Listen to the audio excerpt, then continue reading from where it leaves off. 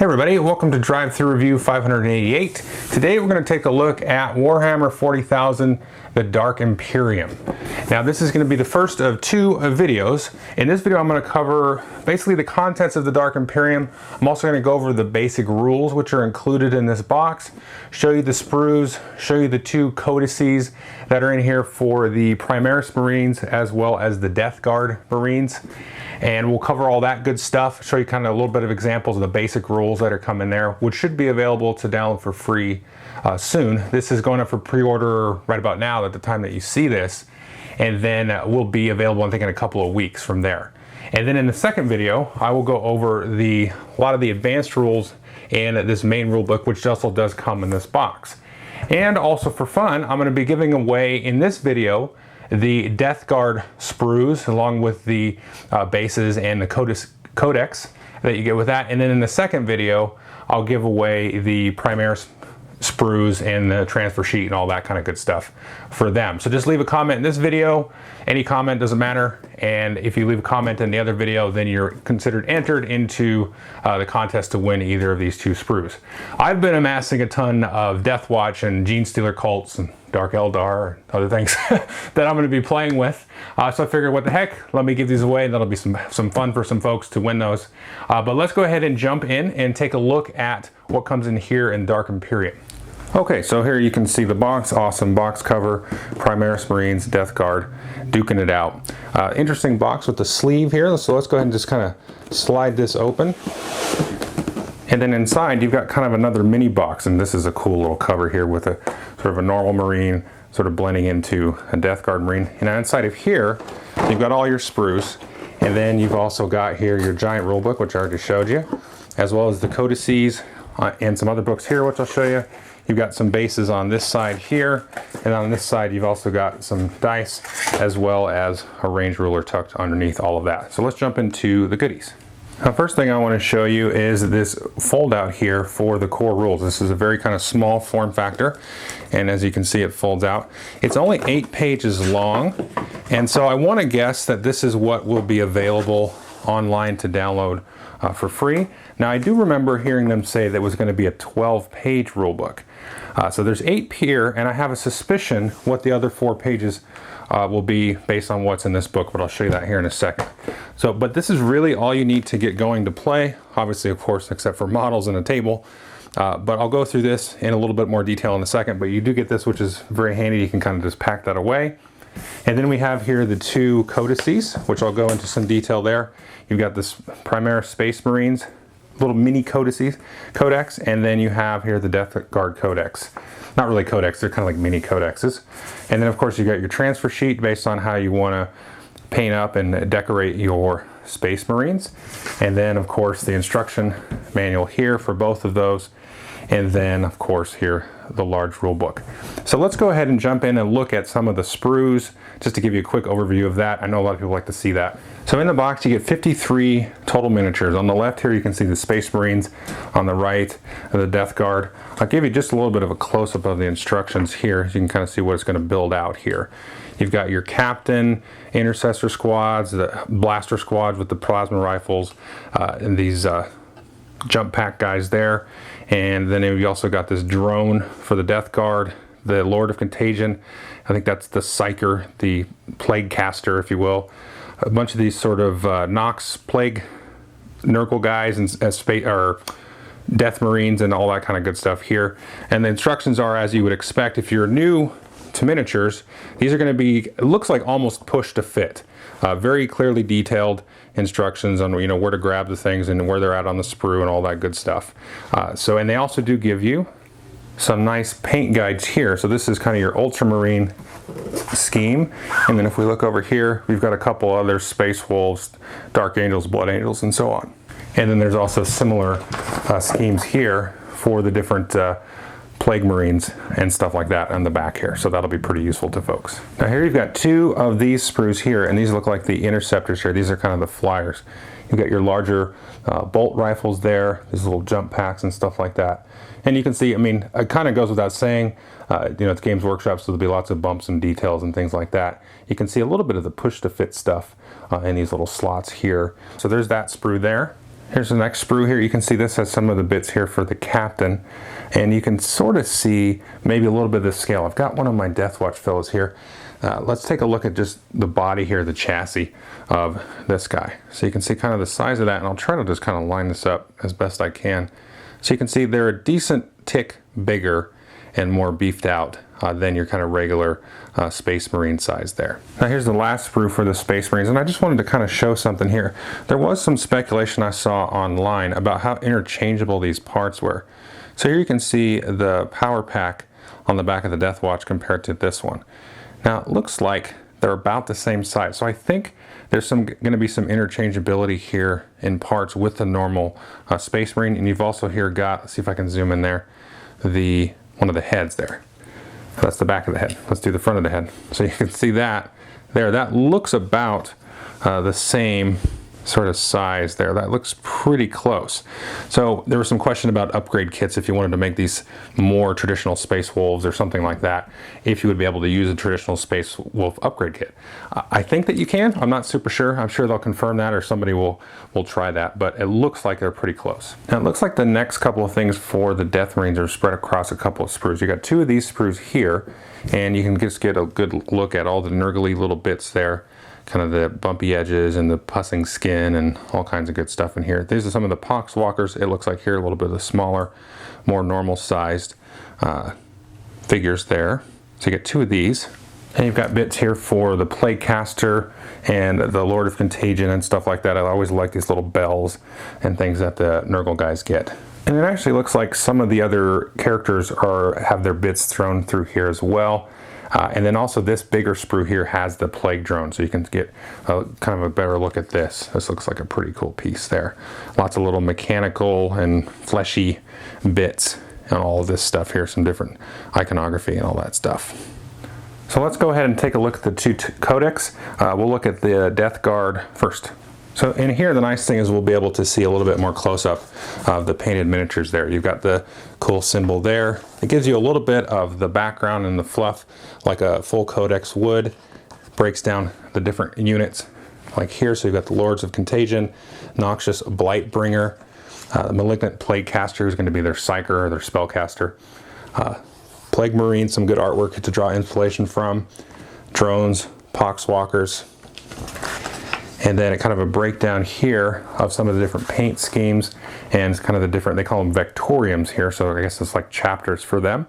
And then next here we have kind of a full painted heavy metal, nice thing to look at here for reference on painting, so you can get a nice close-up of all of this stuff here. And I just wanted to zoom in here on the Lord and the Plaguecaster. There's just a lot going on these models here, just a tons of detail that you can add, and they give you a nice little zoomed in areas there on the shoulders and the cape and everything like that.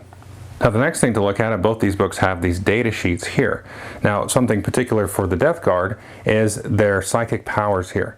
So you can see, we'll zoom in on this, you can take a look at some of the special abilities that are particular to this army. So if you field a detachment of these, then you'll get access to some of these abilities here. This one says, disgustingly resilient. Each time a model in this unit loses a wound, you can roll a die, and a 5 or 6, that wound's ignored, kind of like a ward save.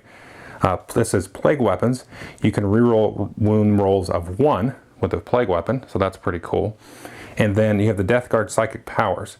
So all Psykers will get Smite, which I'll talk about in a second, but the Death Guard will get access to 2 of these powers. So you can roll on this table or choose. And this one is called Miasma of Pestilence. This has a warp charge value of 6, which means you need to roll 2d6, and if you get a 6 or higher, it'll work. It could be denied, of course. And it says, if manifested, select a visible friendly unit within 18 inches of the Psyker, the person casting. Until the start of your next psychic phase, your opponent must subtract 1 from all hit rolls that target that unit. So it's a nice little protective Miasma of Pestilence. So down here we have Gift of the Contagion, and this says has a warp charge of 7. If manifested, select a visible enemy unit within 18 inches. Roll a d3, consult the table below to discover what characteristic penalty all models in that unit suffer until the start of your next psychic phase. So they could get -1 attack, -1 strength, or -1 toughness based on the result of your roll for that. So a nice little debuff there. And finally we have Plague Wind here. This says has a warp charge value of 5. If manifested, select a visible enemy unit within 18 inches, roll 1 die. For each model in that unit, the unit suffers a mortal wound on a roll of 6. So you attack a unit with 10 models, you roll 10 dice. On all the 6s, you'll have to apply a mortal wound, which is usually not savable. So here we've also got the specific data sheets for the different units. I'll just zoom in on one of these just to kind of give you a quick overview of what they are. But these are all the models that you get in this box. And then back here, we have the points. So you'll take points for the unit itself, points per model anyway, and then you might have other weapons and things that will add points. And some of the weapons, as you can see, let's just zoom in a little bit there, will cost 0 points. So it kind of comes for free, but then you can upgrade them to different things. Like you can add this plague probe, and it'll cost you an extra 29 points. And I'll talk about this more in the next video, but usually when match play, you'll play 1,000, 2,000, or 3,000 point games. So looking at the Poxwalker here, a couple of things to note. You can see there's a power level here of 3. If you don't want to play a full match points game, but you still want to kind of balance your units against your opponent, then you can just kind of look at the overall power level, not worry too much about the details of the weaponry and the upgrades that you take. You can see over here, the fetid bloat droid has a power level of 10. Now the other symbol up here on the right shows you the type of unit it is. There's a little chart, but you'll quickly memorize what the icons are. This is a fast attack unit. I think I'm still learning this. I'm pretty sure that's fast attack. And then this little triangle here just means it's a troop, a basic troop. And they've got different symbols for heavy support, flyers, transport, elite troops, and so on. That's pretty quick to digest what that is here, and then this will tell you here the unit contains 10 Poxwalkers. It can include an extra 10 Poxwalkers, and you adjust the power rating by 3 if you do that. Now you can take up to that maximum amount, you can take less than, but you're still going to apply the full points for the unit. Maybe you don't have enough models to, fill out a larger unit or something.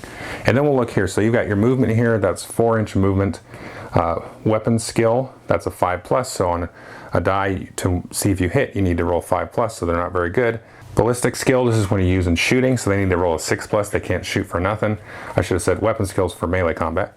Strength is the strength of their melee combat, and sometimes weapons will say user strength plus or minus, and so they'll be hitting with a strength 3 against enemies who have a toughness. Now they have a toughness 3, so if you roll a hit, you get your weapon or ballistic skill depending on if you're fighting melee or ranged. If you get a hit, you beat that number, and then you're going to roll the wound. You compare toughness to strength. If it's equal, you need a 4 to wound. If the strength is higher than the toughness, you need a 3 to wound. If the strength is double the toughness, then you need only a 2 to wound. And then it works the other direction as well. If the strength is less than the toughness of your target, you roll a 5.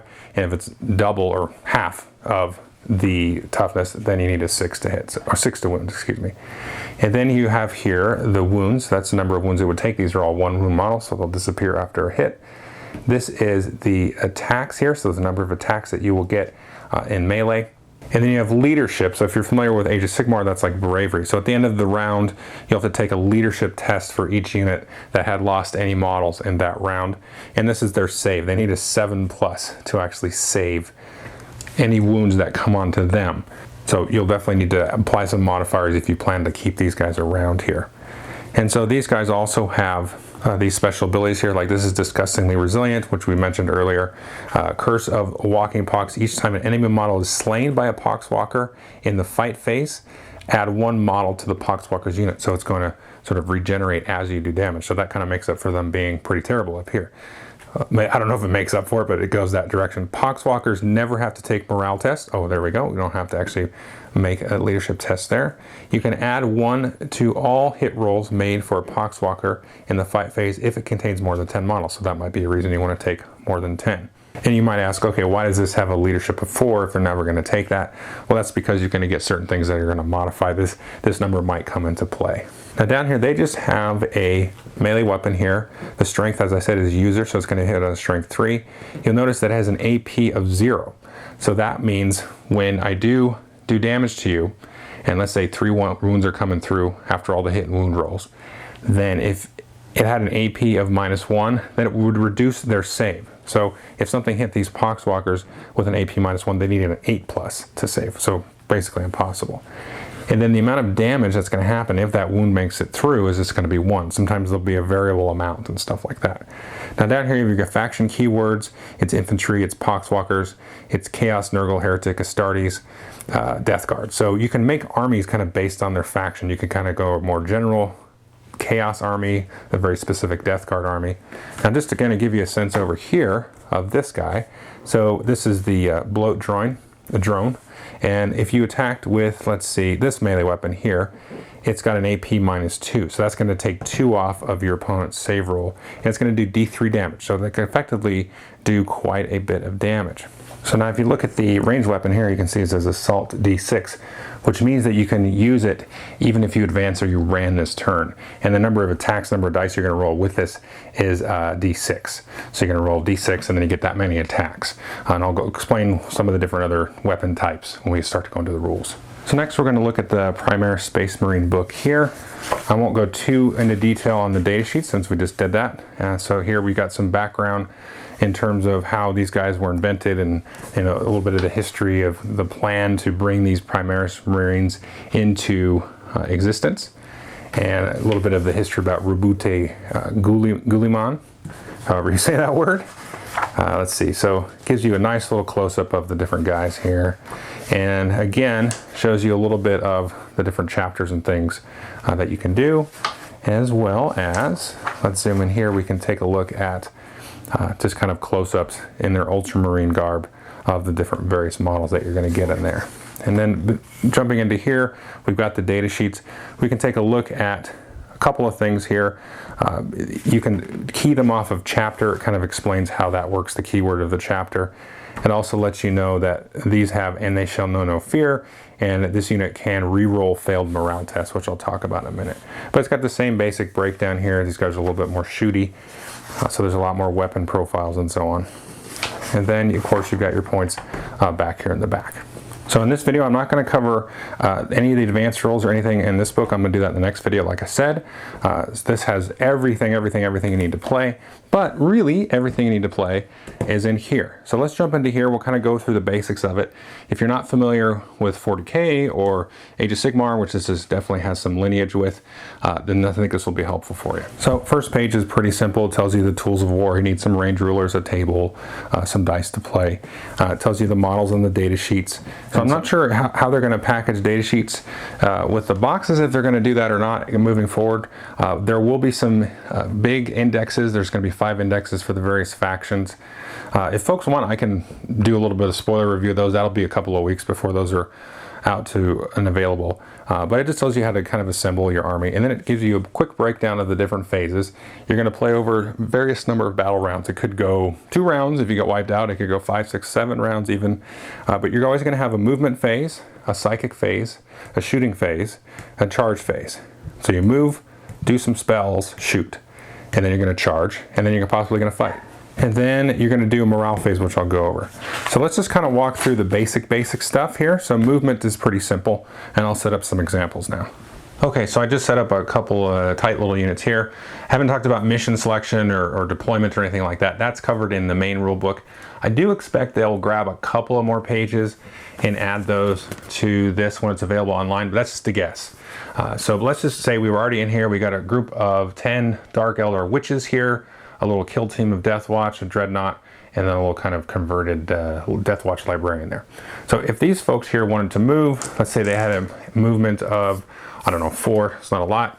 So you take and move, put it on the tip of the base here, and then move up to 4. But that will get us probably within 1 inch of this unit. So you have to keep at least 1 inch plus away. So we're just going to move these guys up here. Let's say we move them up there.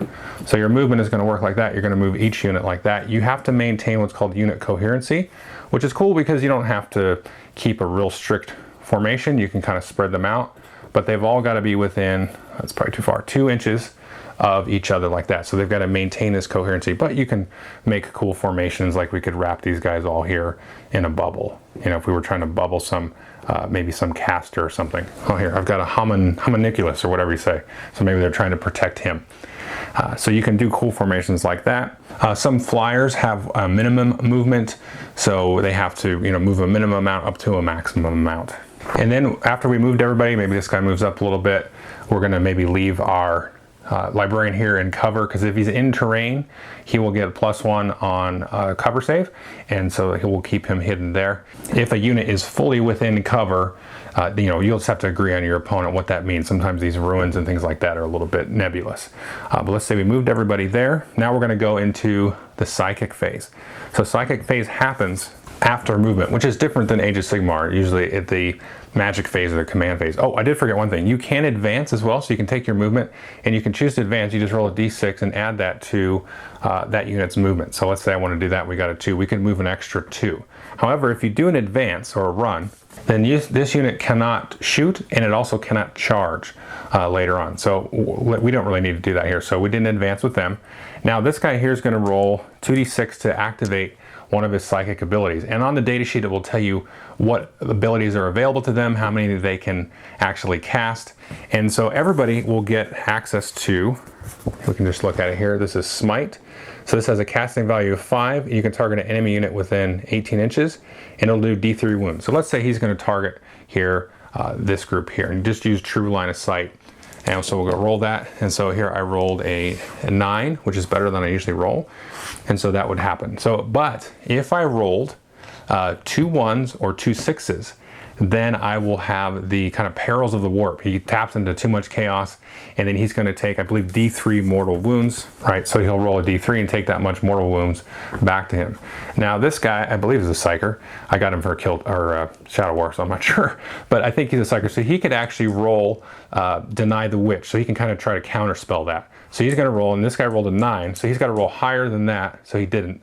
So he would be able to kind of block that. So he didn't, so this would go in, and then this does D3 damage to these guys, so we'll just go ahead and roll that. And I rolled only a 2, so that would be 1 damage. I think these guys will only have 1 wound, they may have 2, so let's delete that one. You can delete any of these, so maybe I'll delete one in the back, for example. Now let's go into the shooting phase here, and let's just, for example, let's do a little bit of walkthrough. Let's just say these 3 guys have heavy bolters, or excuse me, bolt rifles, and they get 2 attacks each. So we get these 6 attacks here. This guy doesn't have anything. You can see he's just really good at melee. And then this guy's got a heavy bolter there, and just for kicks, I'm gonna say that gets 4 attacks. Now, each of those weapon profiles that's gonna be outlined on the data sheet, you need to declare where they're gonna go. So I could say, you know what, I'm gonna have these 2 guys here. These guys are gonna attack this unit here. And then this guy here with his buddy behind him, even though that's not a bolter right now, are gonna put shots into the Haemonculus. So once you declare who's attacking what, there could even be another group over here, whatever, then you're gonna go ahead and kind of roll those off. And we'll just make a roll, and they need a hit. This probably wouldn't hit except for these 2, so maybe that's 2 hits there going into this unit. And then so we would then roll to wound, and then you'd compare, like I said, the strength to the toughness. And so let's say they were equal, so I needed 4s, so I'll roll that. And so we got, there we go, we got 2 wounds. And then I don't know if these guys have a save, but let's say they had a 5-up save. And so we would save 1, and then 1 would get through, so that would be 1 wound coming through, and still pretending they only have 1 wound. That would be that. If not, you'd have to, mark wounds with dice or counters. And then we go ahead and roll all these guys. And we'd want to roll them separately, because maybe this is, he's got a different ballistic skill. So he can hit on 3s, so that would be all hits. I'm just making these numbers up. And then he would again hit on 4s. And so he would get 1 hit. And then you would need to say, okay, well this one has a toughness of, let's say, or strength of a really high. And then these guys have a kind of an average toughness. So these would maybe wound on 3s. And so that would be 3 wounds in. So they would need to do 3 saves this one. And that one maybe needs a 4, which it got. And so, but maybe this does D3 damage, and so you'd have to just work all that out. It becomes pretty second nature. And if you played Age of Sigmar, then there you go, you've got the idea with that. So that would be the shooting phase. I would go through and do all my shooting. I do shooting with this guy. You can see he's got a couple of different weapons. He's got this big plasma cannon there, and then a fist, which he would use in melee combat. And then we would be able to do charges. Now all these are pretty close, so I'm not gonna fail a charge, most likely. But you're gonna roll 2d6, and you need to be able to get one of your figures within 1 inch. So we rolled a 9 there, that's plenty. So we can start to move these guys in, and they can move them up to 9 inches. And so you just kind of get them in here. And well, we'd probably circle them around like this, like that, because we got plenty of charge movement. And maybe we would move this guy here and leave some room for this guy. He would charge after he shot, obviously, so he would move in. He got 7, and he's going to stay put. And so they have all charged, and then you would go into the fight phase. Now, since these two units charged, they would get the first whack at attacking. Now, typically what's going to happen is you're going to go back and forth. It's my turn, so I would nominate a unit to attack, and let's say I would nominate my squad here, my kill team, and then I would roll similar to what I just did with the shooting. You roll to hit, and then any hits that hit, you would then roll to wound based on strength versus toughness, and so on. After activating this unit, then my opponent gets to activate, even though it's my turn, and we would go back and forth. But if you charge, then all the charge units get to attack first, so it's very good to get those charges off. And then after every unit has attacked once, so maybe this unit attacks, and then probably a lot of these guys would be wiped out, let's say. And so we're gonna maybe kill these off because we're not worried about attacking this guy, because remember you can choose which units to, or which models to remove. Then we're gonna say, okay, we're gonna attack back to here, and maybe they got something in, so we'll get rid of this guy. They got enough hits in to get rid of him. And then you're gonna have to take a morale test. So after all the fights are done, you go in the morale phase. You're gonna again then look at the leadership stat of the unit. So these guys will take a leadership test, and we lost, let's see, a ton of units. We lost 6 models off of them, and I'm gonna say they have a leadership of 6. And so then you're gonna roll the die here. So well, that was terrible.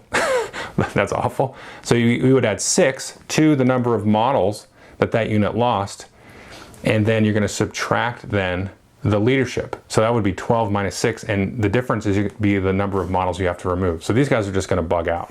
But let's say we didn't roll so terrible, and we probably wouldn't have gotten that crushed.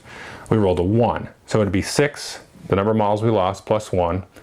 And the difference between their fictional leadership is 6, so it would be 1 model, 1 more model would flee in this case. Now, witches, I'm not sure how much leadership or bravery they would have. And then since the Deathwatch squad here lost models, they would also roll, let's say they had a leadership of 8 and they only lost 1 model. So in that case, it doesn't matter even if we roll a 6, because we know nobody will run away. And there'll be different variables and modifiers and things to mess with people's bravery and everything like that in their leadership. Because remember, when we looked at the Nox unit, they didn't even have to take morale tests. And so they're gonna go back and forth. Now there's a couple extra rules here for transports, pretty straightforward. You can get land raiders and stuff and load up units in there, move them out, deployment out 3 inches and stuff like that. Pretty simple. But that's kind of your basic rules. You go back and forth. Now it's going to be the Dark Eldar's turn. They're going to get to move. In this case, they maybe would retreat a little bit. Now, if you do retreat or fall back, then you can't advance or run. You can't charge, and you can't shoot unless you're a flying unit. Oh, it's silly me. I forgot one little detail. I apologize for doing that. In the assault phase, once you're in here, you can then pile in up to 3 extra inches. So you can try to squeeze everybody in. Sometimes you don't necessarily think about that, because then you can kind of pile people in to get closer and get more combat range, because the weapons will have a certain range on it. Some weapons will have a reach of like 2 inches, so they can kind of be in back and reach and so on like that. I forgot that part. But that's pretty simple. It's all here in the 8-page rules. So that's kind of the basics of what's in the Dark Imperium box. You've got the different models you can play with and get going. So let's go ahead and jump into the next video. I'll have links in the description and in the cards here. Remember, you can put a comment here in this video and you can win the Plague Marines and their fancy sprues and their codex and all that good stuff. And in the next video, you'll be able to win the Primaris Space Marine. So let's jump over to that. Thanks for watching.